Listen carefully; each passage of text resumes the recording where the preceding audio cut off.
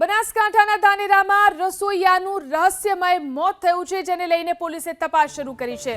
લગ્ન પ્રસંગમાં લાડુના બદલે સુખદેવભાઈ પ્રજાપતિ નામના રસોઈયાએ કાજુ કતરી બનાવી નાખતા ભાવેશ મહેશ્વરી નામના વ્યક્તિએ તેને ઠપકો આપ્યો હતો। મૃતકના પરિવારજનોનો આરોપ છે કે ભાવેશ મહેશ્વરીએ થપ્પડ મારી ધક્કો મારતા સુખદેવભાઈ પ્રજાપતિ બેભાન થઈ ગયા હતા। બેભાન થયેલા રસોઈયાને તાત્કાલિક સારવાર માટે હોસ્પિટલ તો ખસેડવામાં આવ્યા, જો કે સારવાર દરમિયાન રસોઈયા સુખદેવભાઈ પ્રજાપતિનું મોત નીપજ્યું હતું।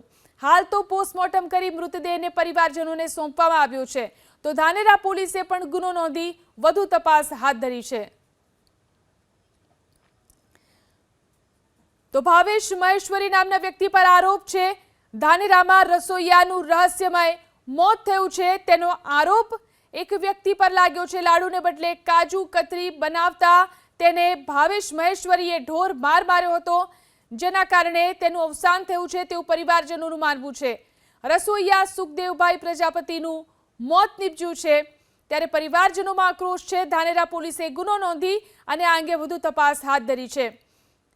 તો મૃતદેહને પીએમ માટે લઈ જવાયો હતો અને પીએમ બાદ તેને પરિવારને સોંપવામાં આવ્યો છે।